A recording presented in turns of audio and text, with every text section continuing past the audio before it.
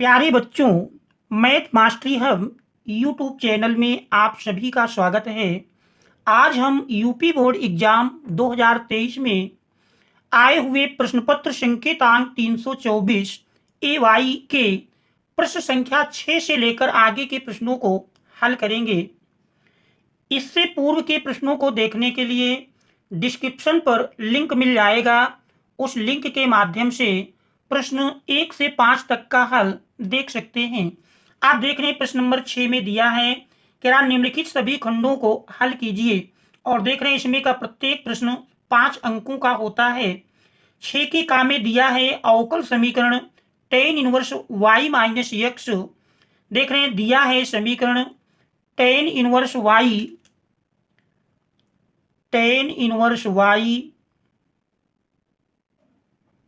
Minus x d Y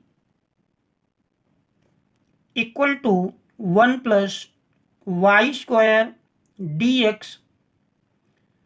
अब इस अवकल समीकरण को हल करना है, तो हम देख रहे हैं दिया हुआ अवकल समीकरण यदि हम इसको सरल करें तो सरल करने पर यह रैखिक अवकल समीकरण का द्वितीय रूप प्राप्त हो जाएगा।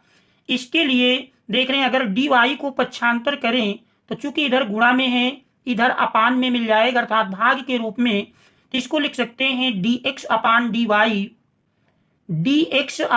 वाई इक्वल टू, और इस 1 प्लस वाई स्क्वायर को अगर पक्षांतर करके इधर लाएंगे इधर अपान के रूप में मिल जाएगा, तो यही हमारा बन जाएगा tan inverse y minus x upon 1 plus y square. अब इसमें हम 1 प्लस वाई स्क्वायर को दोनों पदों में अलग अलग बटे के रूप में कर लेंगे, तो देख रहे हैं यही बन जाएगा tan inverse y upon 1 plus y square minus x upon 1 plus y square.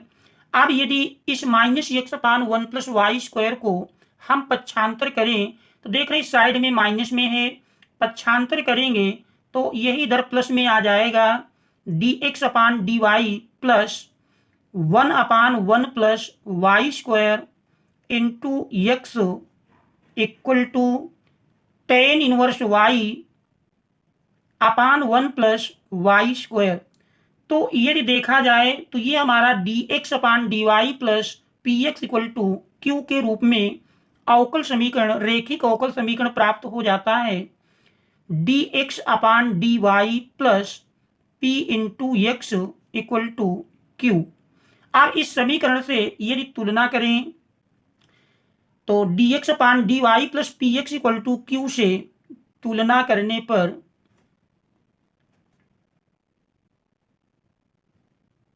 आप यदि हम देखें तो इस रैखिक अवकल समीकरण में हमारा जो p का मान है वो चर y के फलन के रूप में होगा, और q का मान या तो चर y का फलन होगा अथवा अचर पद होगा। तो देख रहे हैं तुलना करने पर p बराबर मिल जाता है 1 अपान 1 प्लस वाई स्क्वायर, और q का मान tan inverse y upon 1 plus y square. अब सबसे पहले हम समाकलन गुणक जिसे इंटीग्रेटिंग फैक्टर कहते हैं का मान ज्ञात करेंगे। Integrating factor I F equal to, देखिए इसका फार्मूला होता है integrating factor I F equal to formula है ई की पावर इंटीग्रेशन पी, और यहाँ पर ध्यान देना है अगर p y का फलन है तो dy लिखेंगे, और अगर p हमारा x का फलन होता तो फिर यहाँ हम dx लिखते। आप p का मान रख देंगे, तो देख रहे हैं p का मान रखने पर e की पावर इंटीग्रेशन p देख रहे हैं 1 upon 1 plus y square d y, और 1 अपान 1 प्लस वाई स्क्वायर का समाकलन हम जानते हैं tan इनवर्स y मिलेगा, तो ये बन जाता है e की पावर tan इनवर्स y। अब इसके लिए फार्मूला है x into I F equal to integration q into I F d y plus constant c. अब इस फार्मूले में हम Q और IF का मान रख देंगे। तो देख रहे हैं Q और IF का मान रखने पर यही बन जाएगा x इंटू IF देख रहे हैं मिला है e की power tan inverse y equal to integration Q का मान देख रहे हैं tan inverse y upon 1 plus y square into IF देख रहे हैं e की पावर tan इनवर्स y मिला है। तो इन दोनों मानों को रखने पर into d y plus constant c। अब यहाँ पर हम देख रहे हैं कि दिया हुआ फलन हमारा tan inverse y upon 1 plus y square देख रहे हैं tan inverse y upon 1 plus y square into e की पावर tan इनवर्स y। यदि हम tan इनवर्स y बराबर t मान लेंगे तो फिर tan इनवर्स y का अवकलन 1 upon 1 plus y square d y मिलेगा, जो कि देख रहे हैं दिया है। तो इसमें हम मान लेते हैं माना, देखिए मान लेंगे माना tan inverse y equal to t. आप देखिए इसका अवकल गुणांक निकालेंगे तो 1 upon 1 plus y square d y equal to d t बन जाएगा। और यही हम देख रहे हैं दिए हुए प्रश्न में दिया हुआ है 1 upon 1 plus y square d y. देख रहे हैं 1 upon 1 plus y square d y की जगह डी टी हो जाएगा। तब दिया हुआ प्रश्न इस प्रकार से बन जाएगा x इंटू ई की power tan inverse y equal to integration tan inverse y देख रहे हैं हमने t माना था तो t इंटू ई की पावर t और हमारा 1 upon 1 plus y square d y ये डी टी बन जाएगा प्लस कांस्टेंट c। अब अगर देखें तो यहाँ t पहला फलन है और e की पावर t दूसरा फलन यदि मान लें तो अब इसमें हम खंडशः समाकलन की प्रक्रिया करेंगे तो इसका अवकल समीकरण का हल मिल जाएगा। तो यहाँ पर हम खंडशः समाकलन, इसके लिए फार्मूला है पहला फलन अर्थात t इंटू दूसरे का समाकलन e की घात t का समाकलन e की घात t ही होगा माइनस पहले फलन का अवकल गुणांक t का अवकल गुणांक करेंगे 1 मिल जाएगा इंटू e की पावर t का समाकलन e की पावर t होगा dt प्लस कांस्टेंट c। आप देख रहे हैं 1 इंटू ई की पावर t हो जाएगा। e की पावर t का समाकलन कर लेंगे तो देख रहे हैं e की पावर t का समाकलन मिल जाएगा e की power t plus constant c। आप देख रहे हैं e की पावर t का यदि हम मान रख दें तो सबसे पहले तो e की पावर t देख रहे हैं दोनों से कॉमन है, कॉमन कर लेते हैं तो शेष बचा t minus 1 plus c। t का मान रखने पर यही बन जाएगा, यदि हम t का मान रखते हैं तो देख रहे हैं t का मान रखने पर मिल जाएगा e की power tan inverse y into tan inverse y minus 1 plus c। अब हम e की पावर tan इनवर्स y से दोनों ओर भाग दे देंगे। देख रहे हैं लेफ्ट हैंड साइड में भी x इंटू ई की पावर tan इनवर्स y दिया है। अब e की पावर tan इनवर्स y देख रहे हैं इधर गुणा में है, इधर ले जाते हैं भाग में मिल जाएगा तो हमारा x बराबर बचेगा, भाग में करेंगे तो इससे कट जाएगा तो बचेगा tan inverse y minus 1 plus देख रहे हैं c में गुणा में नहीं है तो इसके बटे में मिल जाएगा c अपान e की पावर tan इनवर्स y। अब यदि tan e की पावर tan इनवर्स y को यदि हम अंश में ले जाएं तो ये घात निगेटिव हो जाएगी तो इस प्रकार से मिल जाएगा x बराबर tan inverse y minus 1 plus c into e की power minus tan inverse y। ये हमारा दिए हुए अवकल समीकरण का हल होगा। तो ये हमारा इस प्रश्न का आंसर हो जाएगा। इसके बाद हम देखते हैं अगला प्रश्न। देख रहे हैं हमारा अगला प्रश्न दिया है। अगले प्रश्न में प्रश्न नंबर 6 का खा, 6 के खा में क्या रेखाओं vector r equal to i plus 2j minus 4k plus lambda into 2i plus 3j plus 6k तथा देखें दूसरी रेखा दी है के मध्य न्यूनतम दूरी ज्ञात कीजिए। तो सबसे पहले दी हुई रेखाओं की मानक समीकरण से हम तुलना करेंगे। तो देख रहे हैं प्रश्न नंबर 6 का खा। तो 6 के खा में यदि आप देखें प्रश्न नंबर 6 का खा, 6 का खा देख रहे रेखाओं के समीकरण हैं। पहली रेखा का समीकरण दिया है vector r equal to i plus two j minus 4k plus lambda into 2i plus 3j plus 6k। और दूसरी रेखा का समीकरण दिया है vector r equal to 3i plus 3j minus 5k plus mu into 2i plus 3j plus 6k। तो इन दी हुई रेखाओं की मानक समीकरण से तुलना करने पर देख रहे हैं दी हुई रेखाएं मानक समीकरण होता है vector r equal to vector a1 plus lambda into vector v1 तथा vector r equal to vector a2 plus mu into vector v2 से तुलना करने पर देख रहे हैं दी हुई रेखाओं की अगर इन समीकरणों से तुलना कर लेते हैं तो तुलना करने पर वेक्टर a1 बराबर मिल जाएगा। देख रहे हैं vector a1 equal to i plus two j minus 4k और vector v1 equal to 2i plus 3j plus 6k और vector v2 equal to vector देख रहे हैं a2, पहले a2 का मान लिख लेते हैं। वेक्टर a2 इक्वल टू मिलेगा 3i plus 3j minus 5k और vector v2 equal to 2i plus 3j plus 6k। तो यहां पर देख रहे हैं वेक्टर v1 और वेक्टर v2 का मान समान है। इससे यह स्पष्ट होता है कि दी हुई रेखाएं समांतर हैं।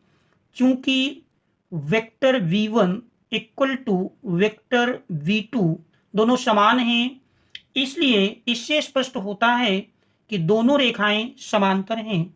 इसलिए दोनों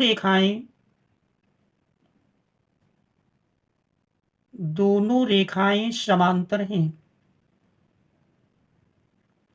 इन वेक्टर v1 और वेक्टर v2 को मान लेते हैं वेक्टर b के बराबर, ये हम मान लेते हैं। अब क्योंकि दोनों रेखाएं समांतर हैं तो समांतर रेखाओं के मध्य के बीच की दूरी का हम फार्मूला लगाएंगे। मध्य न्यूनतम दूरी का सूत्र पूछ रहा है तो इसके लिए फार्मूला है दो रेखाओं के मध्य न्यूनतम दूरी का सूत्र है दो रेखाओं के मध्य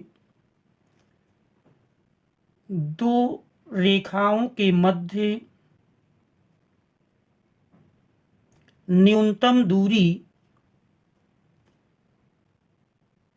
बराबर देख रहे हैं इसके लिए हमारा फार्मूला होता है mod vector v cross vector a2 minus vector a1 अपान मॉड v। तो ये हमारा फार्मूला है। इसी फार्मूले में हमको मान रख देना है तो दी हुई दो रेखाओं के मध्य न्यूनतम दूरी ज्ञात हो जाएगी। देख रहे हैं फार्मूला है vector v cross vector a2 minus vector a1 अपान मॉड v। तो देख रहे हैं आप सबसे पहले वेक्टर v हमारा देख रहे हैं मिला हुआ है, इसका मापांक निकालेंगे और हम vector a2 minus vector a1 का मान निकाल लेंगे। तो सबसे पहले हम vector a2 minus vector a1 का मान निकालते हैं। Vector a2 minus vector a1 देख रहे हैं वेक्टर a2 का मान दिया है 3i plus 3j minus 5k से वेक्टर a1 को घटाएंगे। a1 का मान देख रहे हैं i plus 2j minus 4k। घटाने पर देख रहे हैं इसका मान मिल जाएगा 3i से i घटाएंगे 2i, 3j से 2j घटेगा प्लस j और minus 5k minus minus plus हो जाएगा तो minus 5k plus 4k plus minus घट करके चिन्ह बड़ी संख्या का तो माइनस k मिल जाएगा। तो हमारा vector a2 minus vector a1 का मान मिल जाता है। अब हम वेक्टर b का मापांक निकाल लेंगे। तो देख रहे हैं मॉड b, अगर हम मॉड b का मान निकालें तो देख रहे हैं मॉड b में मिल जाएगा मॉड b इक्वल टू, देख रहे हैं b दिया है 2i plus 3j plus 6k। इसका मापांक निकालेंगे अंडर रूट i के गुणांक का स्क्वायर, तो देख रहे हैं 2 का स्क्वायर प्लस j के गुणांक का स्क्वायर 3 का स्क्वायर प्लस k के गुणांक का स्क्वायर 6 का स्क्वायर। सरल करेंगे तो देख रहे हैं सरल करने पर अंडर रूट 2 का स्क्वायर 4 प्लस 3 का स्क्वायर 9, 6 का स्क्वायर 36, तो देख रहे हैं 36 4 40 9 49, अंडर रूट 49 वर्गमूल लेंगे 7 मिल जाएगा। तो इस प्रकार से मॉड b बराबर 7 मिल जाता है। अब हम vector v cross vector a2 minus a1 का मान निकालेंगे। तो देख रहे हैं vector b cross vector a2 minus vector a1, देख रहे हैं क्रॉस प्रोडक्ट सारणिक की सहायता से मिलेगा। तो सबसे पहले i j k आप b से i j k के गुणांक लिखेंगे। देख रहे हैं i j k गुणांक में 2 3 6 और a2 माइनस a1 से i j के गुणांक लिखे जाएं तो देख रहे हैं 2 1 माइनस 1 2 1 माइनस 1। अब इसमें हम पहली पंक्ति को लेकर यदि प्रसार कर लें तो देख रहे हैं पहली पंक्ति को लेकर प्रसार करने पर इसका मान मिल जाएगा i, और प्रसार देख रहे हैं i के सापेक्ष 3 और माइनस 1 का गुणा करेंगे -3, फिर बीच में माइनस आता है और 1 6 का गुणा करेंगे 6, फिर माइनस j लिखेंगे और इसके संगत 2 और -1 से गुणा करते हैं -2, माइनस 2 और 6 का गुणा करेंगे 6 दूनी 12 प्लस k। आप देख रहे हैं इसके सापेक्ष देखेंगे तो 2 और 1 का गुणनफल 2 माइनस 2 और 3 का गुणनफल 2 3 6। आप इसको सरल कर लें तो देख रहे हैं सरल करने पर यही मिल जाएगा 6 3 9 -9i -12 -2 -14 और माइनस माइनस देख रहे हैं प्लस बन जाएगा 14j, फिर 2 -6 -4 अब इसके बाद देख रहे हैं को मानों को यदि रख दिया जाए तो मान रखने पर बीच की न्यूनतम दूरी d बराबर मिल जाएगी। आप देख रहे हैं d बराबर मॉड, देख रहे हैं यहां पर b क्रॉस ये हमने निकाल लिया है, b cross a2 minus a1 का मान मिला है -9i plus 14j minus 4k अपान मॉड b का मान देखिए हमने निकाला है 7 के बराबर मिला है। आप देख रहे हैं यदि इसका भी मापांक हम निकाल लें तो देख रहे हैं इस पद का जब मापांक निकालेंगे तो अंडर रूट -9 का स्क्वायर 81 प्लस 14 का स्क्वायर 196 प्लस -4 का स्क्वायर करेंगे 16 मिल जाएगा बटे 7।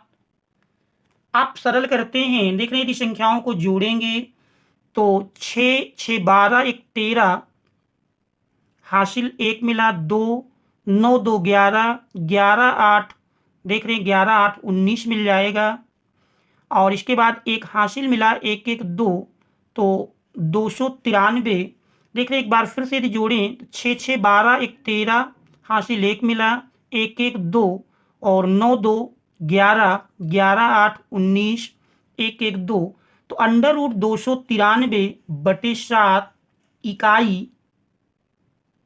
तो ये दोनों रेखाओं के बीच की न्यूनतम दूरी का मान होगा। तो यही हमारे इस प्रश्न का आंसर हो जाएगा। अब हम देखते हैं अगला प्रश्न। प्रश्न नंबर 6 का गा दिया है, क्या एक पाशे को 3 बार फेंका जाता है। एक पाशे को 3 बार फेंका जाता है तो प्रायिकता ज्ञात कीजिए जब प्राप्त अंकों में से एक अंक विषम हो। तो यहाँ पर देख रहे हैं प्रश्न नंबर 6 के गा में एक पाशे को कह रहा 3 बार फेंका जाता है। प्रश्न नंबर 6 का गा, हम जानते हैं एक पाशे को उछालने पर प्रतिदर्श समष्टि अर्थात आने वाले कुल ढंग बराबर होते हैं। एक पाशे को उछालने पर देख रहे हैं जो कुल ढंग मिलते हैं या प्रतिदर्श समष्टि कहें तो उसमें 1 2 3 4 5 6, इन 6 अंकों में से कोई भी अंक ऊपर आ सकता है। तो इस प्रकार से एक पाशे को उछालने पर कुल ढंग 1 2 3 4 5 6 में से कोई भी अंक ऊपर आ सकता है। अब यदि हम निकालें कि ऊपर विषम अंक आने की प्रायिकता क्या होगी, तो यहाँ पर देख रहे हैं प्रतिदर्श समष्टि यश बराबर बनती है। और यदि हम यन यश बराबर लिखें अर्थात इसमें अवयवों की संख्या देखें तो 6 है। और अब कहा जाए कि यदि विषम अंक ऊपर आने के ढंग कितने होंगे, तो विषम अंक ऊपर आने के ढंग, विषम अंक ऊपर आने के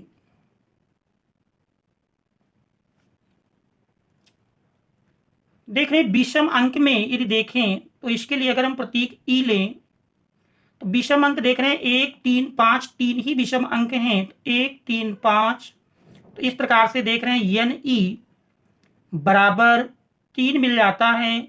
तो एक पाशे के उछाल में विषम अंक ऊपर आने की प्रायिकता बराबर होगी। इसलिए एक पाशे को ऊपर उछालने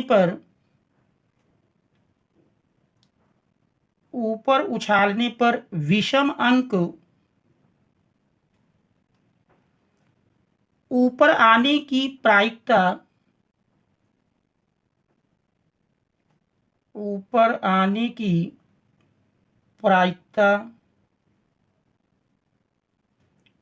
पीई इक्वल टू मिल जाएगी एन ई अपान एन एस। और देख रहे हैं एन ई 3 है और एन एस 6 है, सरल कर लेंगे 3 दुनाई 6, तो अभिष्ट प्रायिकता 1/2 मिल जाएगी। आप कह सकते हैं कि विषम अंक ना आने की प्रायिकता अर्थात सम अंक आने की प्रायिकता, इसलिए सम अंक आने की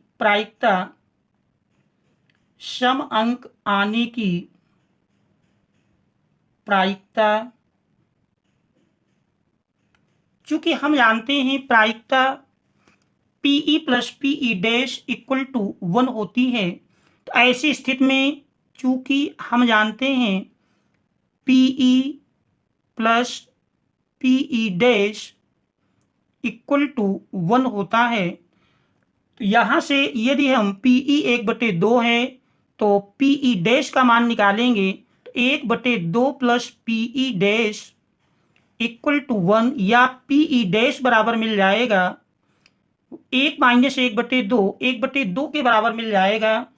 तो इस प्रकार से सम अंक ऊपर आने की प्रायिकता बराबर 1 माइनस 1/2 और यही बराबर 1/2 के मिल जाएगी। ये एक उछाल में सम अंक ऊपर आने की प्रायिकता 1/2 है। इसी प्रकार दूसरे उछाल में अतः कह सकते हैं, अतः एक पाशे को 3 बार उछालने पर 3 बार उछालने पर सम अंक ऊपर आने की प्रायिकता, सम अंक ऊपर आने की प्रायिकता। क्योंकि पासे का उछाला जाना स्वतंत्र है, इसलिए स्वतंत्र घटनाओं में प्रायिकता का गुणनफल हो जाता है। पहली उछाल में सम अंक का ऊपर आने की प्रायिकता 1/2, इसी प्रकार दूसरी उछाल में, इसी प्रकार तीसरी उछाल में। तो अवशिष्ट प्रायिकता बराबर मिल जाएगी 1/8। ये मिली एक पासे को 3 बार उछालने पर सम अंक ऊपर आने की प्रायिकता। इसी को कह सकते हैं सम अंक ऊपर आने का अर्थ हुआ कि विषम अंक ऊपर न आने की प्रायिकता। इसलिए विषम अंक ऊपर आने की प्रायिकता निकालें तो हम टोटल प्रायिकता 1 से 1/8 को घटा लेंगे। इसलिए कम से कम एक बार विषम अंक ऊपर आने की प्रायिकता, कम से कम एक बार विषम अंक ऊपर आने की प्रायिकता,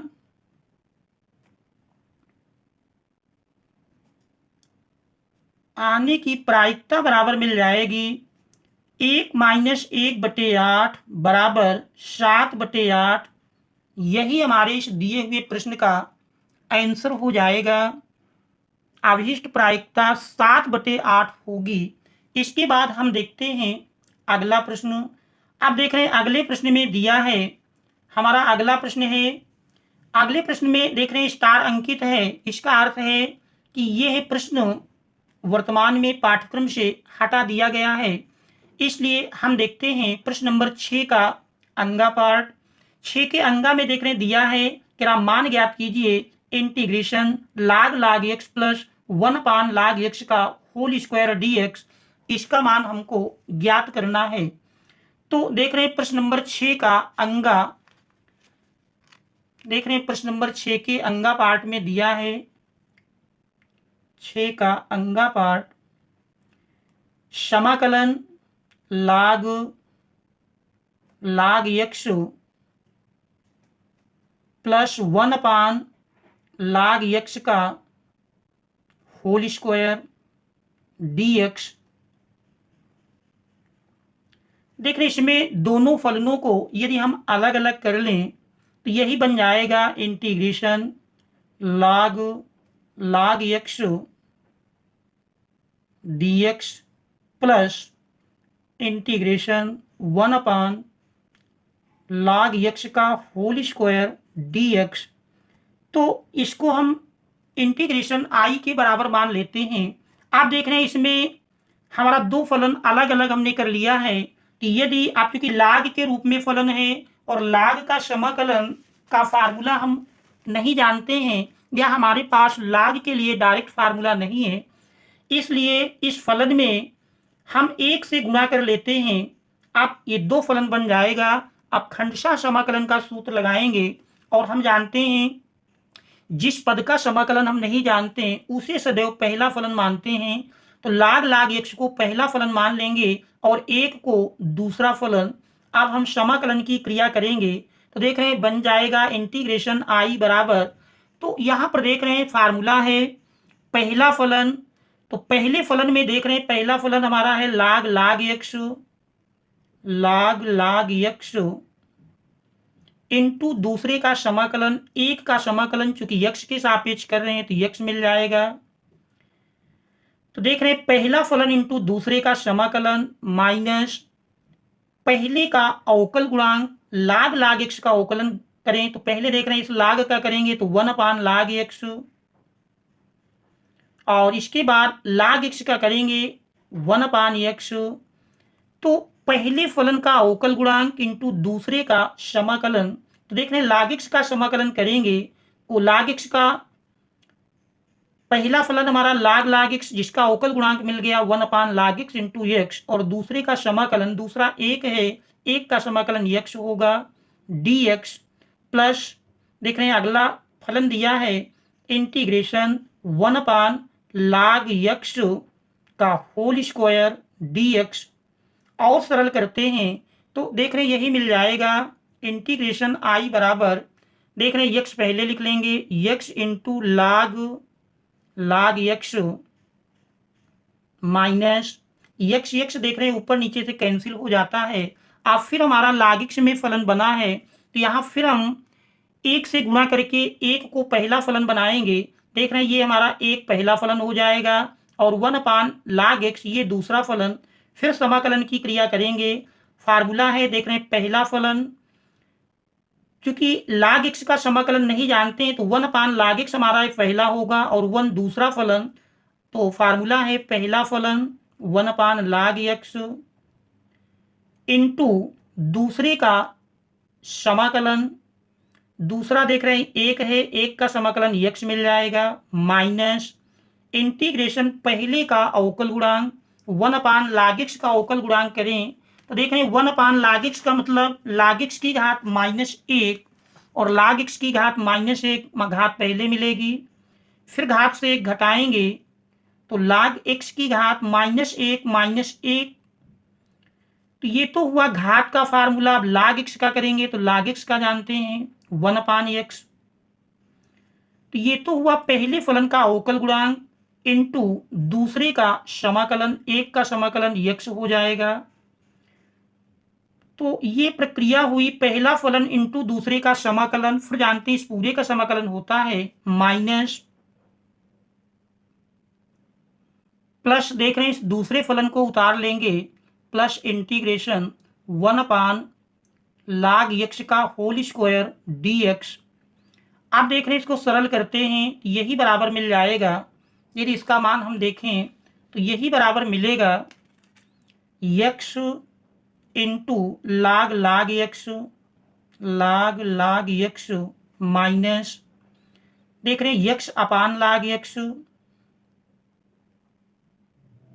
और फिर देख रहे हैं यहाँ से x ऊपर नीचे से कैंसिल हो जाएगा, माइनस माइनस प्लस बन जाता है, इंटीग्रेशन और log x की घात -1 मिल करके -2 और नीचे लाएंगे तो घात प्लस में मिल जाएगी।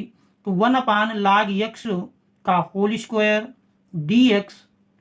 फिर देख रहे हैं आगे दिया है प्लस 1/log x का होल स्क्वायर dx और देख रहे हैं यहाँ हमारा ब्रैकेट के पहले माइनस लगा था इसलिए माइनस माइनस प्लस हुआ है, लेकिन फिर देख रहे हैं माइनस लगा है तो ऐसी स्थिति में ये माइनस के साथ हमारा मिल जाएगा और देख रहे हैं अब ये माइनस में और प्लस में सेम है, कैंसिल हो जाएगा।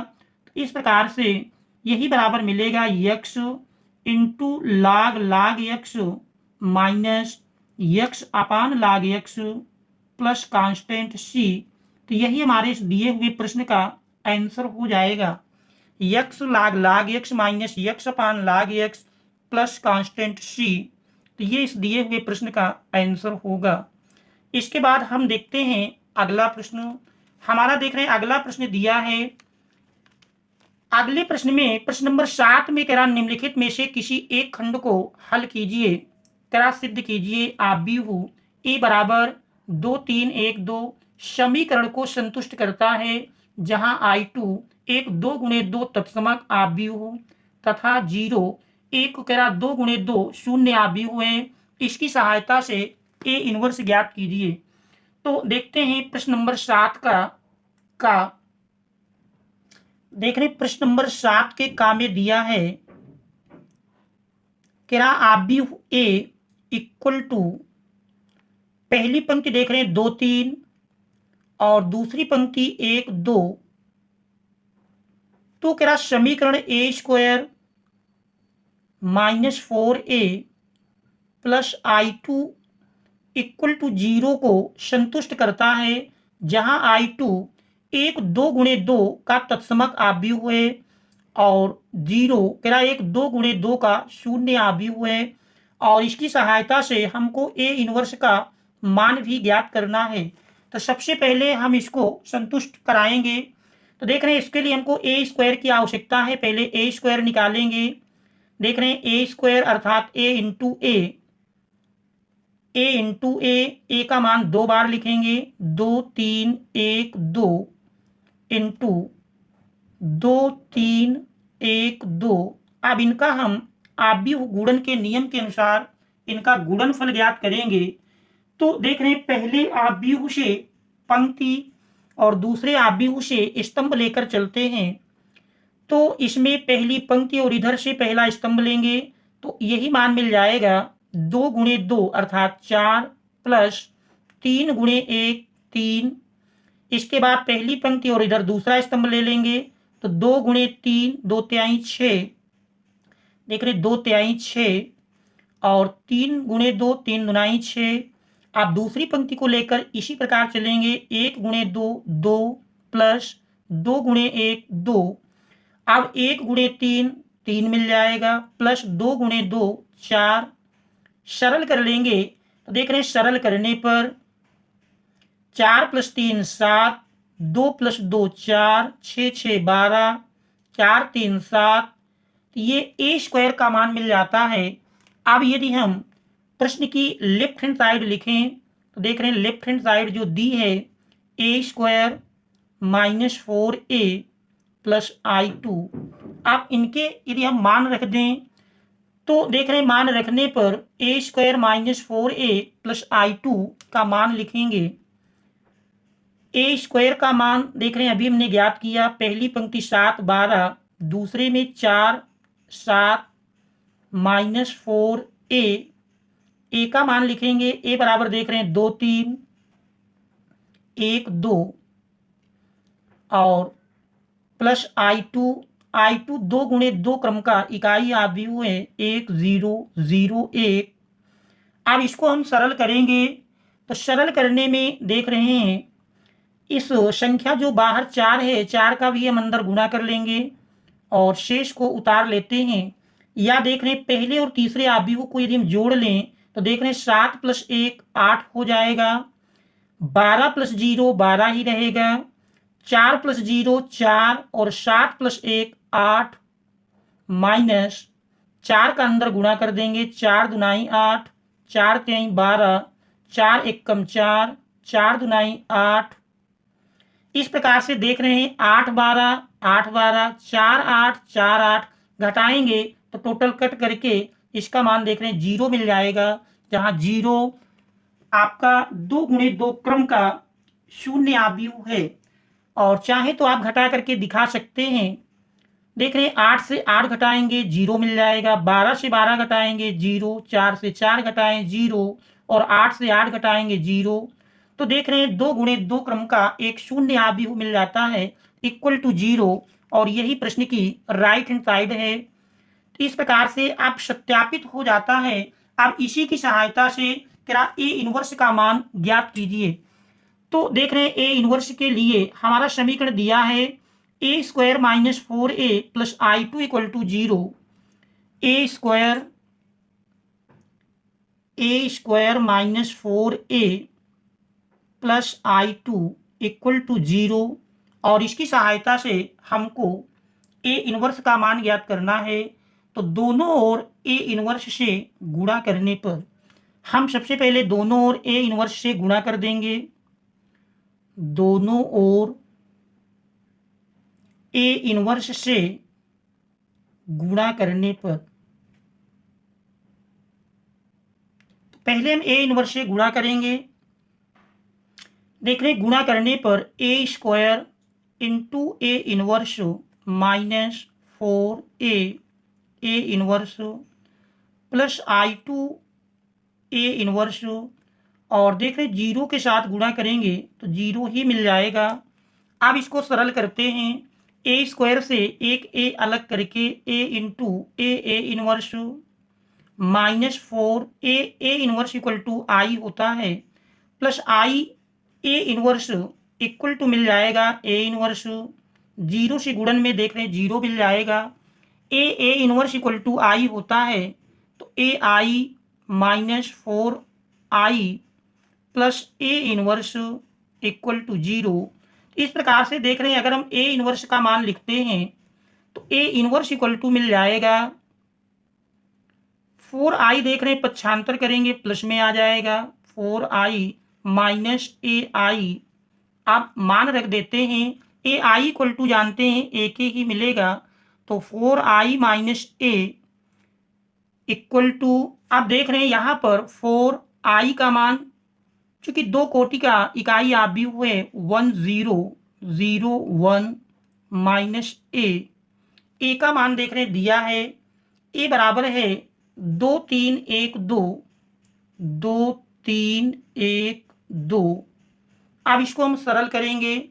सरल करने पर देख रहे हैं 4 का अंदर गुणा कर दें, गुणा करने पर 4004 माइनस 2312। अब हम संगत अवयवों को घटा देंगे। घटाने पर देख रहे हैं इसका जो मान मिल जाएगा ए इनवर्स इक्वल टू, देख रहे हैं ए इनवर्स इक्वल टू 4 से 2 घटाएंगे 2, 0 से 3 घटाएंगे -3, 0 से 1 घटाएंगे -1 और 4 से 2 घटाएंगे 2। तो यही ए इनवर्स का मान होगा जो कि देख रहे हैं हमने दिए हुए समीकरण की सहायता से ज्ञात किया। तो ये इस प्रश्न का आंसर हो जाएगा। इसके बाद हम देखते हैं अगला प्रश्न। प्रश्न नंबर 7 के खा में दिया है समीकरणों के निकाय को आव्यूह विधि से हल कीजिए। तो देख रहे हैं 3 समीकरण दिए हैं, इनको आव्यूह विधि से हल करना है। तो पिछले सेट में हमने आव्यूह समीकरण को हल करने की विधि समझाई है, ठीक उसी प्रकार से इस प्रश्न को भी आप हल कर लेंगे। आप देखते हैं प्रश्न नंबर 8 का देख रहे हैं 8 की का में दिया है, क्या 8 की का फर्स्ट पार्ट है 8 का और इसका फर्स्ट पार्ट है, देख रहे हैं z इक्वल टू उद्देशीय फलन z इक्वल टू दिया है z equal to 8000x plus 12000y का निम्नलिखित अवरोधों के अंतर्गत अधिकतम मान ज्ञात कीजिए। देख रहे हैं अवरोध दिए हैं। पहला अवरोध है 9x plus 12y, 9x plus 12y is less than or equal to 180। और देख रहे हैं दूसरा है 3x plus 4y is less than or equal to 60। और तीसरा है x plus 3y is less than or equal to 30। और फिर x is greater than or equal to 0 और y is greater than or equal to 0। तो इन अवरोधों के अंतर्गत दिए हुए उद्देशीय फलन का अधिकतम मान ज्ञात करना है। तो देख रहे हैं इस पहले असमीका को यदि हम सरल करें तो सरल करने पर देख रहे हैं 9, 12 और 180 का यदि हम माशा देखें तो माशा इनका 3 मिल जाएगा। इसलिए 3 से यदि हम समीकरण में भाग दे लें तो देख रहे हैं 3 त्रिक 9, 3x प्लस 3 चौको 12, 4y is less than or equal to 3 18 180। देख रहे हैं वही दूसरा अवरोध भी दिया है। तो इस प्रकार से पहला और दूसरा दोनों सेम हो जाते हैं। अब इन अवरोधों के अंतर्गत अगर हम संगत समीकरण इनके लिखें, संगत समीकरण लेने पर, संगत समीकरण लिखने पर, संगत समीकरण लिखेंगे तो संगत समीकरण में देख रहे हैं पहला और दूसरा दोनों सेम हैं। तो संगत समीकरण में केवल असमीका का चिन्ह बराबर में आ जाएगा। पहला बन जाएगा 3x प्लस 4y बराबर 60। और चूंकि पहली दूसरी समान है तीसरी लिखते हैं x प्लस 3y बराबर 30। और फिर देख रहे हैं x इक्वल टू 0 जो कि y अक्ष का समीकरण होता है और y इक्वल टू 0 जो कि x अक्ष का समीकरण होगा। अब इन संगत समीकरणों का सबसे पहले हम आलेख खींच लेंगे। तो आलेख देखिए इस प्रकार से बनेगा। देखिए सर्वप्रथम हम x अक्ष और y अक्ष खींच लेते हैं और दिए हुए संगत समीकरणों के अनुसार हम 5-5 के अंतराल में बिंदुओं को x अक्ष और y अक्ष पर अंकित कर देते हैं। इसके बाद यदि हम पहले समीकरण को देखें, x अक्ष को जहां काटेगा यदि y बराबर 0 करते हैं तो 3x बराबर 60 या x बराबर देख रहे हैं 20 × 60। तो x अक्ष पर ये बिंदु 20 0 को पर काटेगी। तो ये हमारा पहला बिंदु मिल जाता है 20 0। और इसके बाद यही रेखा y अक्ष को जहां काटेगी, x बराबर 0 करते हैं, 4y बराबर 60 या y बराबर 15 चौको 60, तो 15, तो ये हमारा बिंदु 0, 15 मिल जाएगा। और इन दोनों बिंदुओं को यदि मिलान कर दें तो पहले समीकरण का ये आलेख हो जाएगा। लेकिन इनको मिलान करके देखते हैं तो ये पहले समीकरण का आलेख होगा। लिख देते हैं 3x प्लस 4y बराबर 60, 3x प्लस 4y बराबर 60। और फिर दूसरे में देखें, x अक्ष को जहां काटेगी, y बराबर 0 करते हैं, तो देख रहे हैं x बराबर 30, और 30 हमारा ये बिंदु है, तो इस बिंदु पर काटेगी। और y अक्ष को जहां काटेगी, x बराबर 0 करते हैं, 3y बराबर 30 या y बराबर 10 मिल जाएगा। तो ये बिंदु हमारा 0, 10, 0, 10। आप देख रहे हैं इन दोनों बिंदुओं को मिलाएंगे तो दूसरे समीकरण का आलेख बन जाएगा।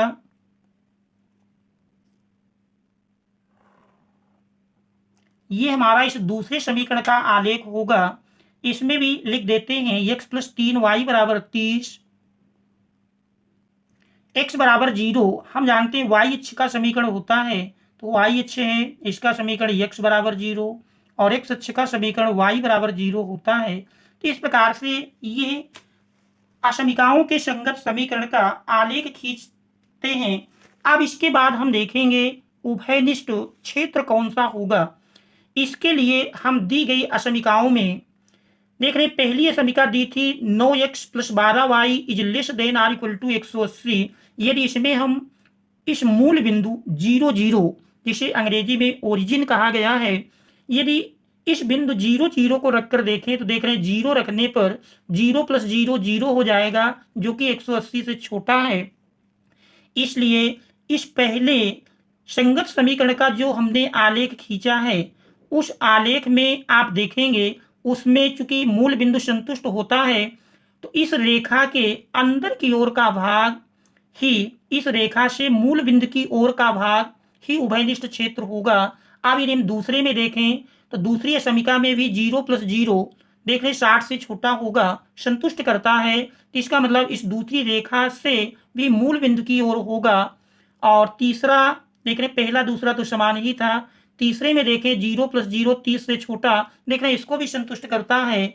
और x is greater then 0, y is greater then 0। इसका मतलब पहले चतुर्थांश में x अक्ष और y अक्ष के अंदर की ओर के भाग की बात करता है। तो हमारा उभयनिष्ठ क्षेत्र मिल जाएगा। देख रहे हैं इस रेखा से भी मूल बिंदु की ओर, इस रेखा से भी मूल बिंदु की ओर, तो उभयनिष्ठ भाग ये मिलेगा।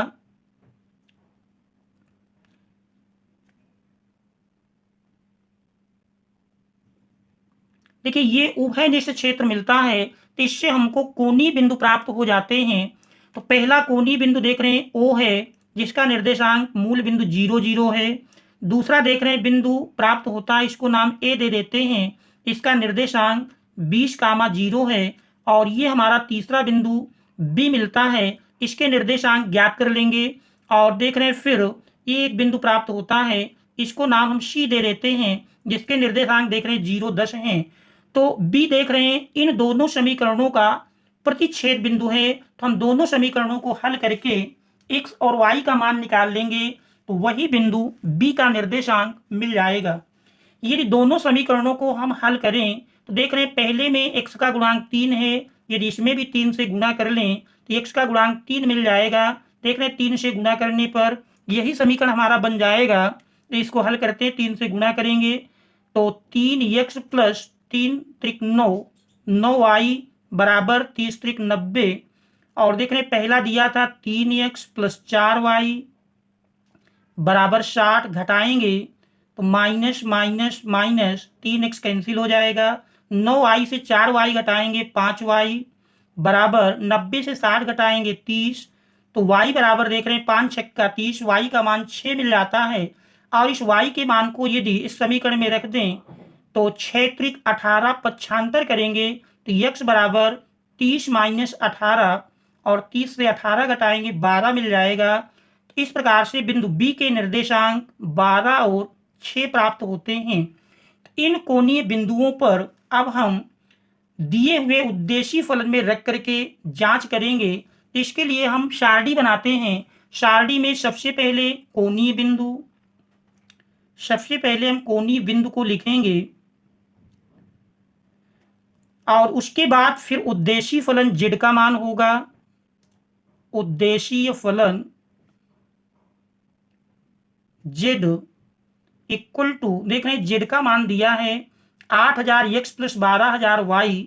z बराबर 8000 x प्लस 12000 y। अब इसके लिए हम सारणी बनाएंगे। तो देख रहे हैं कोणीय बिंदु हमारा पहला कोणीय बिंदु है। पहला कोणीय बिंदु जिसका नाम हमने ओ लिया है, जिसके निर्देशांक 0 0 हैं। दूसरा कोणीय बिंदु देख रहे हैं ए है, जिसका निर्देशांक 20 0। और तीसरा कोणीय बिंदु बी, जिसके निर्देशांक देख रहे हैं 12 6। और चौथा कोणीय बिंदु सी, जिसके निर्देशांक 0 10। अब इन्हीं बिंदुओं को हम उद्देशीय फलन में रख करके जांच करेंगे। देख रहे हैं पहला 0 0 रखते हैं तो 0 हो जाएगा। 20 0 रखेंगे तो देख रहे हैं x की जगह 20, y की जगह 0, तो 20 रखने में देख रहे हैं 8 दुनाई 16, 8 दुनाई 16। और देख रहे हैं 3 0, ये 1 0, इसमें 4 0 लग जाएंगे।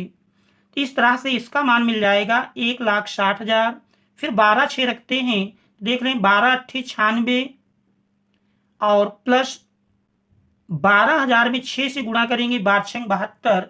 तो इस प्रकार से इसका यदि मान देखें तो 12 6 रखने पर 12 सत्ते देख रहे हैं 12 यानी 8000 गुणे 12, 12 8 96, 96,000 प्लस फिर 6 गुणे 12,000, 12 6 72। और इन संख्याओं को यदि जोड़ते हैं तो जोड़ने में देख रहे हैं 3 0 तो आगे लगे हैं, 2 6 8 9 7 16, तो 1,68,000 मिल जाता है। आप 0 10 रखेंगे, x की जगह 0 रखने में 0 हो जाएगा, y की जगह 10 रखेंगे तो फिर ये 1,20,000 हो जाएगा।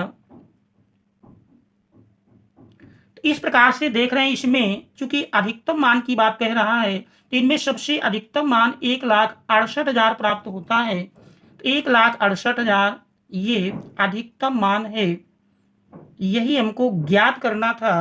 तो यही इस दिए हुए प्रश्न का आंसर हो जाएगा। इसके बाद फिर हम देखते हैं अगला प्रश्न। देख रहे हैं हमारा अगला प्रश्न दिया है प्रश्न नंबर 8 का हो गया खा में।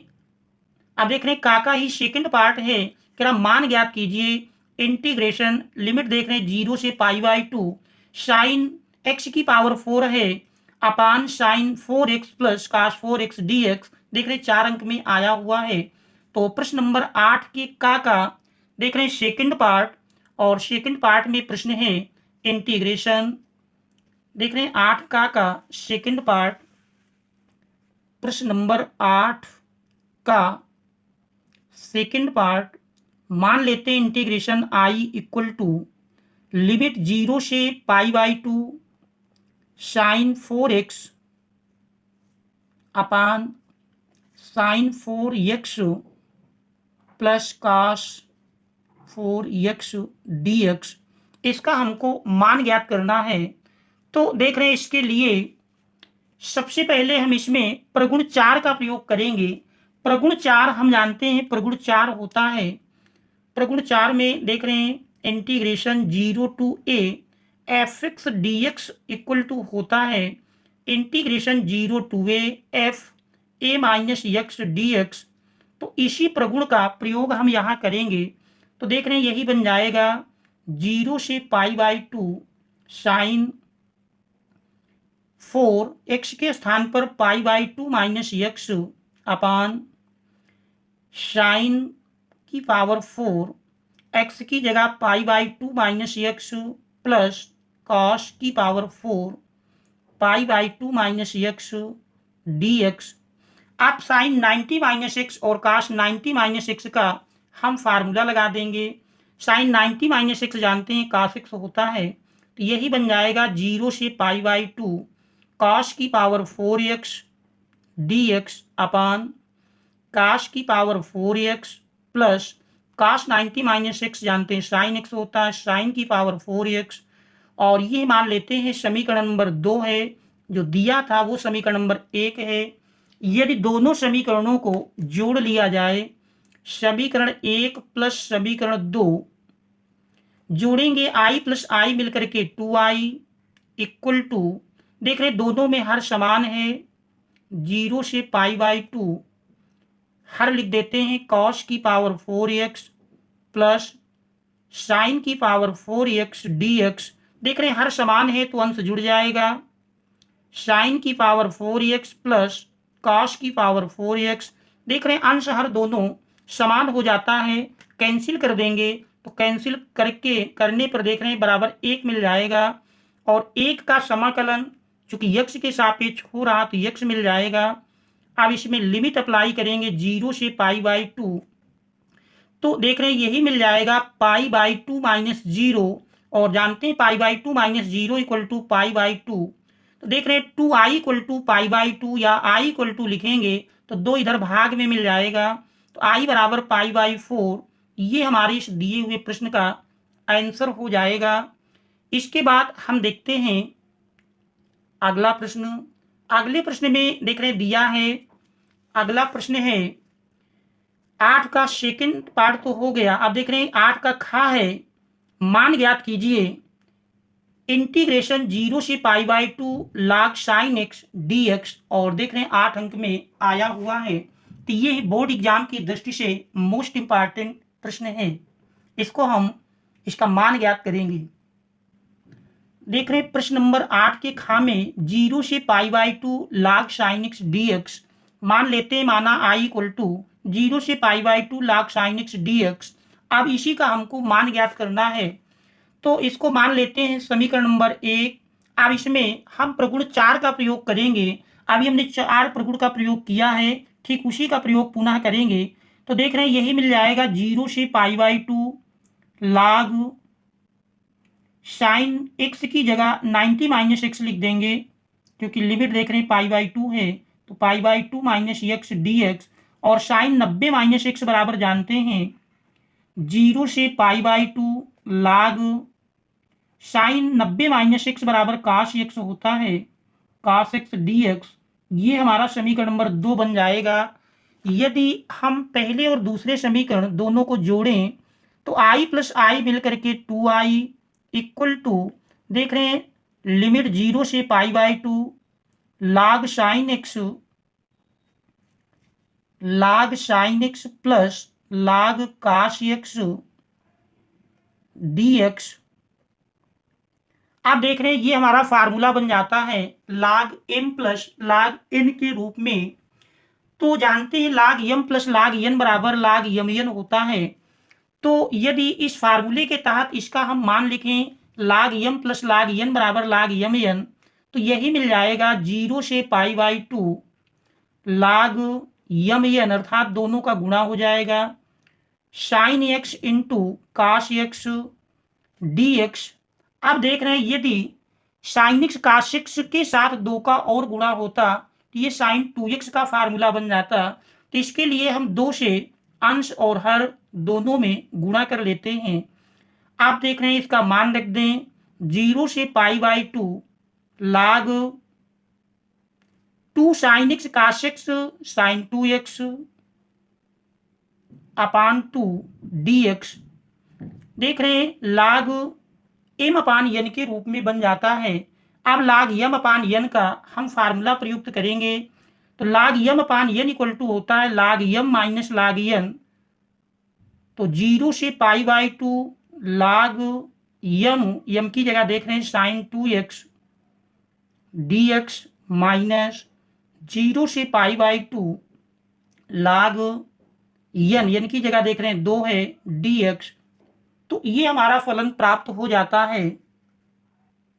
आप देख रहे हैं यदि इस पहले भाग में हम 2x बराबर t मान लें, माना 2x बराबर t, माना 2x इक्वल टू t, अवकलन करेंगे 2 dx इक्वल टू dt हो जाएगा, या dx बराबर लिखें तो हाफ dt। लिमिट देख रहे हैं x बराबर π/2 पर देख रहे हैं x की जगह π/2 रखेंगे, दो दो कट करके t बराबर पाई मिल जाएगा। और यदि x बराबर 0 रखें तो 0 पर t बराबर भी 0 हो जाएगा। इस प्रकार से दिए हुए प्रश्न का मान मिल जाएगा। देख रहे हैं यदि इन मानों को हम रख दें तो फिर 2i = इंटीग्रेशन, देख रहे हैं लिमिट हमारी बदल गई, जहां π/2 थी वहां पाई मिल जाएगी, जहां 0 थी वहां 0, तो 0 से पाई log sin 2x बराबर हमने t माना था तो sin t, और देख रहे हैं dx का मान 1/2 dt मिला है, तो 1/2 dt माइनस, देख रहे हैं log 2 अचर पद है, बाहर कर लेंगे तो 0 से π/2 1 बचता है 1 × dx। अब हम देख रहे हैं 2i = 1/2। अब यदि देखें तो इसमें यदि हम प्रगुण नंबर 6 का प्रयोग करें तो प्रगुण नंबर 6 होता है 0 से 2a fx dx = 2 2a fx dx यदि f2a - x = fx की हो। तो यहाँ पर इस पहले भाग में हम प्रगुण नंबर 6 का प्रयोग करेंगे। देख रहे हैं प्रगुण नंबर 6 होता है, प्रगुण नंबर 6 है, देख रहे हैं इसको लिख देते हैं। प्रगुण 6 है इंटीग्रेशन 0 से 2a fx dx = ये दो भागों में बढ़ जाता है। पहले भाग में 2 0 2a fx dx, ये उस कंडीशन में होता है यदि f2a - x = fx के हो, और यही बराबर 0 के हो जाता है यदि f2a - x = -fx के हो जाए।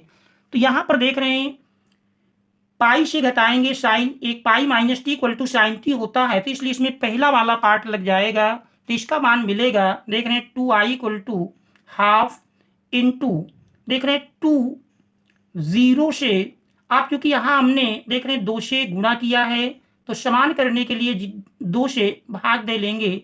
0 से π/2 log sin t dt, तो log sin t dt minus, फिर देख रहे हैं दूसरा फलन है log 2 अचर बाहर है, एक का समाकलन करेंगे चूंकि x के सापेक्ष है तो x हो जाएगा, लिमिट दी है 0 से π/2। आप देख रहे हैं इसको यदि हम सरल करते हैं तो 2i = देख रहे हैं 2 2 कैंसिल हो जाएगा, तो 0 से π/2 log sin t dt, तो एक चर का दूसरे चर में रूपांतरण कर सकते हैं, ये भी हमारा एक प्रगुण है। तो इंटीग्रेशन 0 से π/2 log sin t को हम यक्ष में रूपांतरित कर सकते हैं क्योंकि दिया हुआ प्रश्न हमारा यक्ष के रूप में है।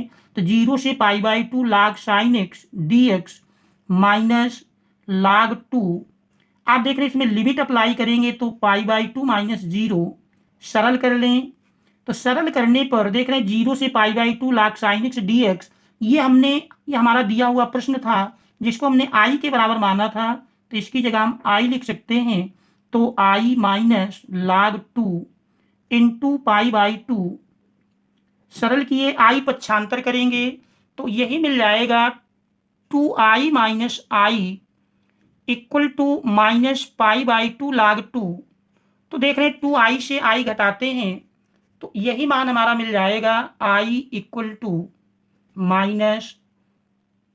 -π/2 log 2। तो यही इस दिए हुए प्रश्न का अभीष्ट मान होगा।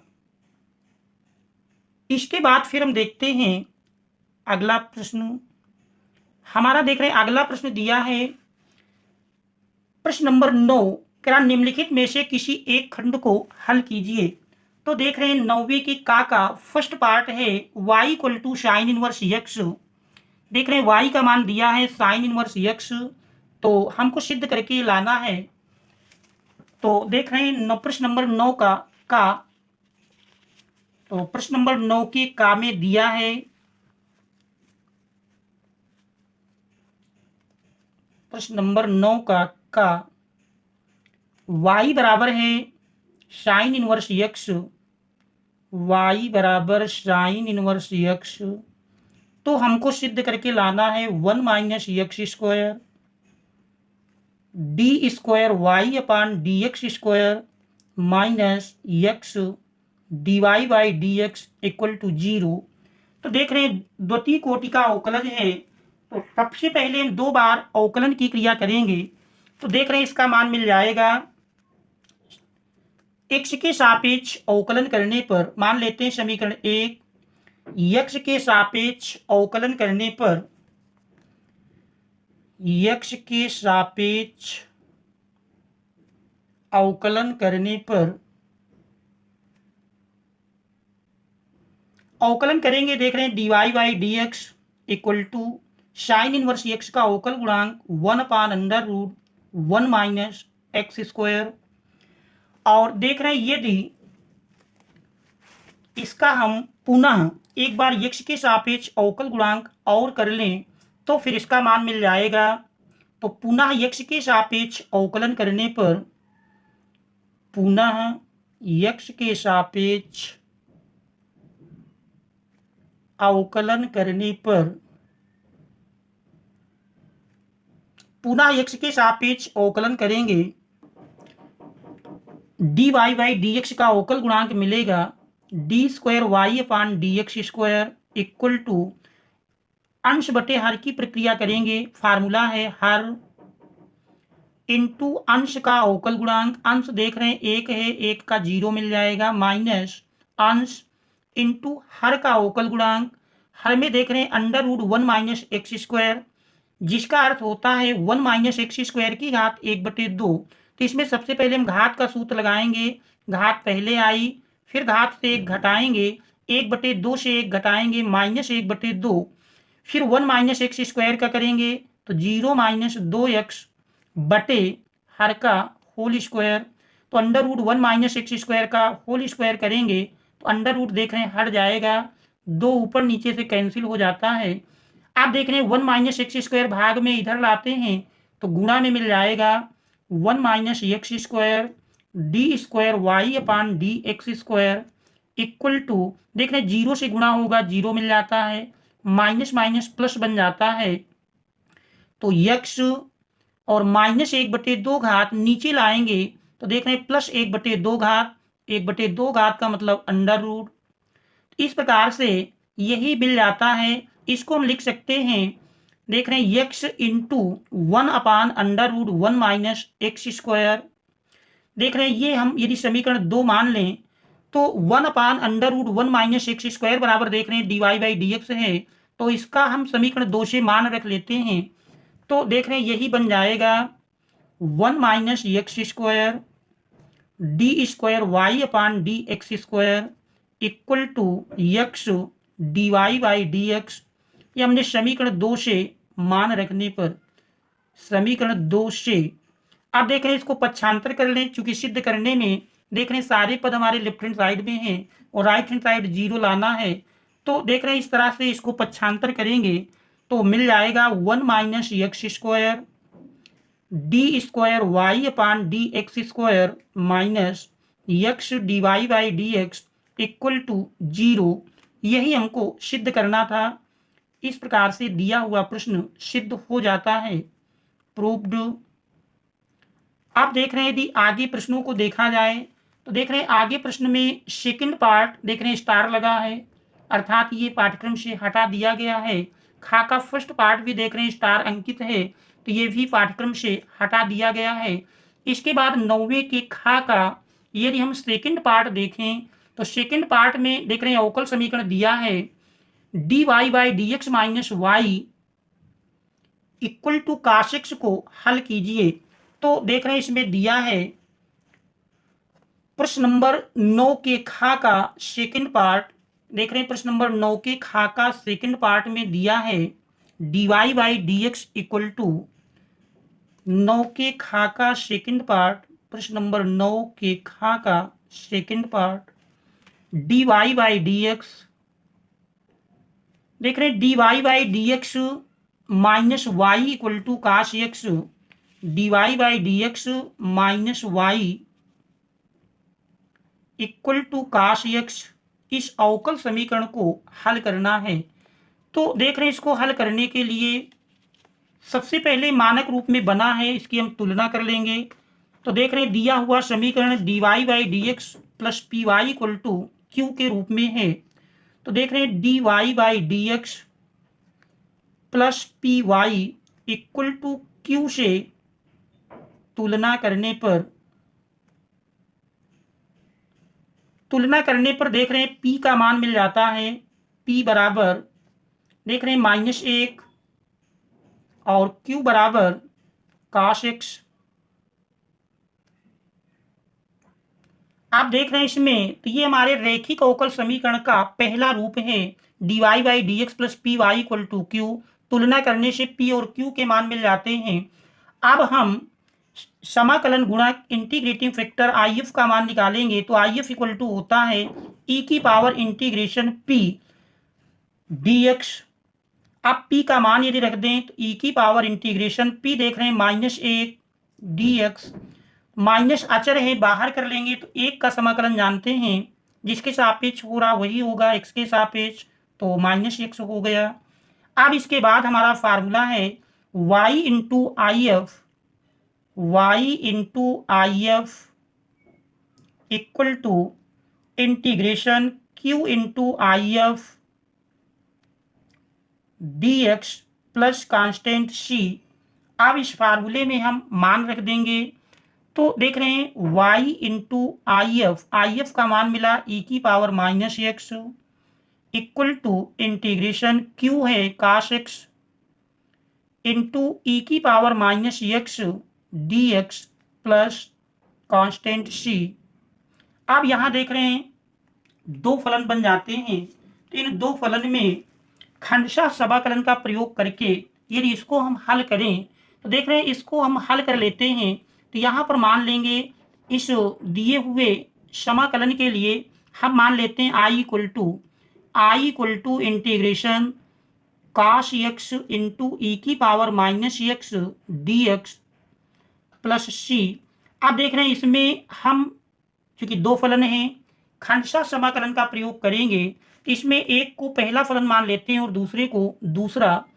तो देख रहे हैं cos x को हम पहला फलन मान लें, e की पावर -x को दूसरा फलन, समाकलन हम दोनों का जान रहे हैं।